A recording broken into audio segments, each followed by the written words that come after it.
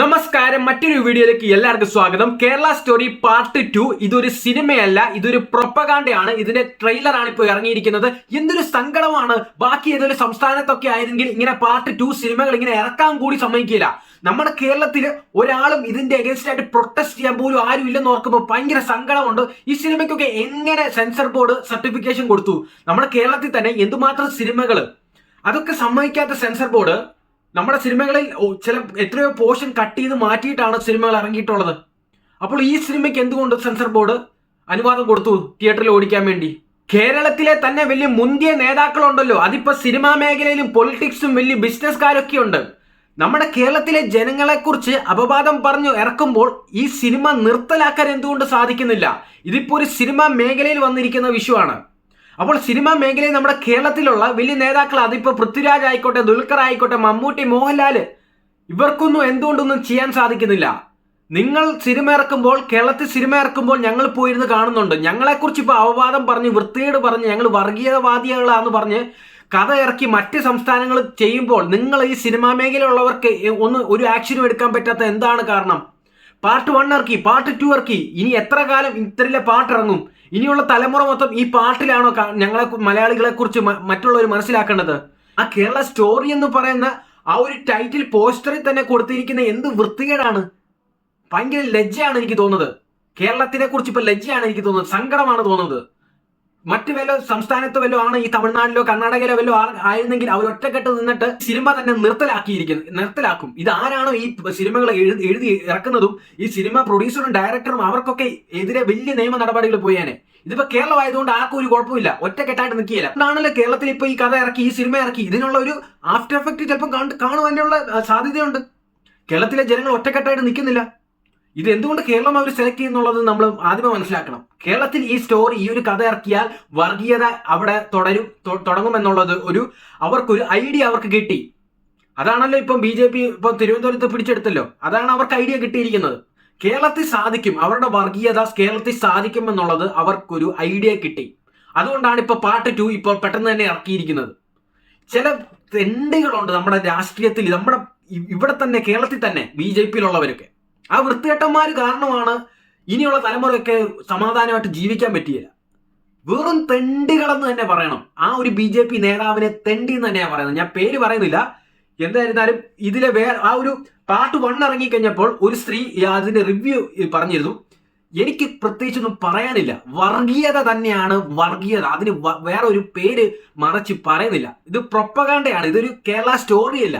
അതിൽ true events എന്ന് എഴുതിയിരിക്കുന്നു. എവിടെ ഇവന്റ്സ്, എവിടെ ട്രൂ ആയിട്ടുള്ള സത്യമായിട്ടുള്ള കാര്യമുണ്ട്?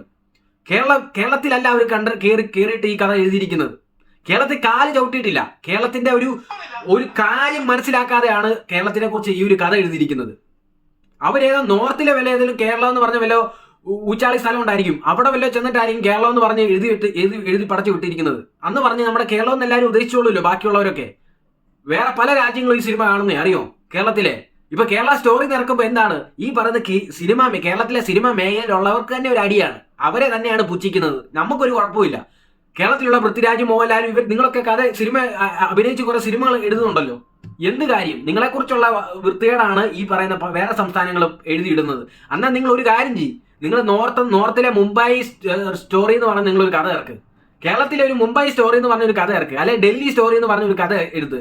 എന്നിട്ട് നിങ്ങൾ തിരിച്ചടി അങ്ങനെയെങ്കിലും നടത്തും. അങ്ങനെയെങ്കിലും തിരിച്ചടി കൊടുക്കാൻ നോക്ക്. തിരിച്ചടി അങ്ങനെയെങ്കിലും അല്പം മനസാക്ഷി ഉണ്ടെങ്കിൽ, മലയാളികളോട് സത്യസന്ധത ഉണ്ടെങ്കിൽ, സ്നേഹമുണ്ടെങ്കിൽ നിങ്ങൾ അങ്ങനെയെങ്കിലും ചെയ്യുക. ഈ സിനിമയോ നിങ്ങൾക്ക് നിർത്തലാക്കാൻ സാധിച്ചില്ല. ഈ സിനിമ ഓരോ പാർട്ടായിട്ട് ഇറങ്ങിക്കൊണ്ടിരിക്കുകയാണ്. നിങ്ങൾ എന്നിട്ട് നിശബ്ദരായിട്ട് മിണ്ടാതിരിക്കുകയാണ്. അറ്റ്ലീസ്റ്റ് ഒരു ഫേസ്ബുക്കിൽ ഒരു പോസ്റ്റെങ്കിലും നിങ്ങൾക്ക് ഇടാൻ പറ്റുമോ? അതുപോലും ഇല്ല. എന്ത് ചെയ്യേ പൃഥ്വിരാജൊക്കെ? ഞാൻ കേരളത്തിലെ സിനിമാ മേഖലയുള്ളവരോടാണ് ഞാൻ ചോദിക്കുന്നത്. കാരണം ഇതൊരു സിനിമാ മേഖലയിൽ വന്നിരിക്കുന്ന ഇഷ്യൂ ആണ്. ബാക്കി പൊളിറ്റിക്കലായിട്ട് എപ്പോഴും ഉണ്ട്. അതിപ്പോ BJP കയറിയല്ലോ തിരുവനന്തപുരത്ത്, അത് പോട്ടെ. ഇപ്പൊ സിനിമ എന്ന് പറഞ്ഞു കഴിഞ്ഞാൽ ഒരു എന്റർടൈൻമെന്റ്, ഒരു ഡെസ്കാണ്. അവിടെ നമ്മളായിട്ടുള്ള ഒരു ഫ്രീ ടൈം നമ്മൾ സ്പെൻഡ് ചെയ്യുന്ന അവിടെയാണ് ഇപ്പം കേരളത്തിനെ കുറിച്ച് അപവാദം പറഞ്ഞിറക്കിയിരിക്കുന്നത്. അത് കേരളത്തിലുള്ള സിനിമാ മേഖലക്കാർ നിർത്തലാക്കേണ്ടത്, അവരാണ് നിർത്തലാക്കേണ്ടത്, അല്ലാതെ ജനങ്ങളല്ല. ജനങ്ങൾക്ക് എന്നാ സാധിക്കും? നമുക്ക് ഹോൾഡിങ്, നമുക്ക് സിനിമ മേലുള്ള ആർക്കും അറിയത്തില്ല ഭായി. നമുക്ക് സെൻസർ ബോർഡിലെ ആരെയും, അതുപോലെ സിനിമയിലെ ആരെ നമുക്ക് അറിയത്തില്ല. നമുക്ക് ഷാറൂഖ് ഖാൻ ഒന്നും അറിയത്തില്ല. നിങ്ങൾക്കാണ് അറിയാവുന്നത്. കേരളത്തിലെ സിനിമ ഇറക്കി കുറെ പൈസ ഉണ്ടാക്കുന്ന ഡയറക്ടർമാരും പ്രൊഡ്യൂസർമാരും വലിയ വലിയ നടന്മാർക്കുമാണ് സിനിമാ മേഖലയുള്ളവരുമായിട്ട് ഹോൾഡിംഗ് ഉള്ളത്. അതിപ്പോ പൊളിറ്റിക്സിലുള്ളവർക്കോ പിണറായി വിജയനോ ഒന്നും ഇതിന്റെ ഹോൾഡിംഗ്സ് ഇല്ല. സിനിമാ മേഖലയിലുള്ള വലിയ നേതാക്കളുണ്ടല്ലോ, അവർക്കൊക്കെ തന്നെയാണ്. ലംബോർഗിനി നടക്കുന്ന കുറെ അവന്മാരുണ്ടല്ലോ, അവന്മാർക്ക് തന്നെയാണ് ഇതിന്റെ ഹോൾഡിംഗ്സ് ഉള്ളത്. ഇതിപ്പോ കേരളത്തിലെ ജനങ്ങളെ കുറിച്ച് ഇത്രയും തെറ്റിദ്ധാരണയായിട്ട് പടച്ചു വിടുന്ന ഒരു കഥ, ഇത് എന്താണ് ഉദ്ദേശിക്കുന്നത്? ഇത് ചുമ്മാ അങ്ങ് ഇറക്കി പോട്ടെ എന്ന് വിചാരിച്ചാണോ? ഇതിന് പൈസ ഉണ്ടാക്കുന്ന മറ്റുള്ളവർ ഉണ്ടാക്കിക്കോട്ടെ എന്ന് വെച്ചാണോ കേരളത്തിലുള്ളവരൊക്കെ മിണ്ടായിരിക്കുന്നത്? ഒക്കെ അഭിമാനത്തോടെ അന്തസ്സോടെ ജീവിക്കുന്ന കേരളത്തിനെ കുറിച്ച്, കേരളത്തിലെ ജനങ്ങളെ കുറിച്ച് ഇത്രയും വൃത്തിയോട് പറഞ്ഞു ഇറക്കുമ്പോൾ നമ്മളൊന്നും മലയാളികൾ മിണ്ടാതിരിക്കുകയല്ല. അത്രേ ഉള്ളൂ. നമുക്കൊന്നും വേറെ ചെയ്യാൻ പറ്റത്തില്ല. നമ്മളൊന്നും ഈ മേഖലയിലല്ലാതായി പോയി. ഇപ്പൊ യൂട്യൂബ്, നമ്മൾ വീഡിയോ ഇടുന്ന മേഖലയിൽ ഇപ്പൊ യൂട്യൂബിൽ ഒരുത്തം കൊണ്ടുപോയി ഇങ്ങനത്തെ ഒരു കേരളത്തിലെ മലയാളികളെ കുറിച്ച് എന്തെങ്കിലും തെറ്റിദ്ധാരണ എന്തെങ്കിലും പറയട്ടെ, നശിപ്പിച്ചിരിക്കും. നമ്മുടെ മേഖലയിൽ അങ്ങനെ ഒരു വിഷയം നടക്കത്തില്ല. യൂട്യൂബ് അതുപോലെ സോഷ്യൽ മീഡിയയിലൊന്നും.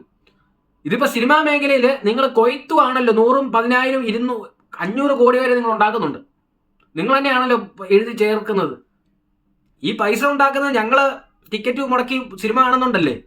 അപ്പോൾ ഞങ്ങൾ പൈസ മുടക്കി കാണുന്ന സിനിമ നിങ്ങൾ കോടികൾ ഉണ്ടാക്കുന്നു. അപ്പോൾ ഞങ്ങളെ കുറിച്ച് അപവാദം പറഞ്ഞ് മറ്റുള്ളവർ പൈസ ഉണ്ടാക്കുമ്പോൾ നിങ്ങൾക്ക് മിണ്ടാനൊന്നുമില്ല.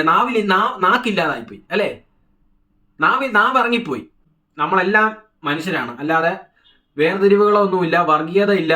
ഓക്കെ, അത് തന്നെയാണ് എനിക്ക് പറയാനുള്ളത് കൺക്ലൂഷൻ ആയിട്ട്. ഗൈസ്, നെക്സ്റ്റ് ഒരു വീഡിയോ ഉടനെ വരുന്നതായിരിക്കും. See you soon. Bye guys.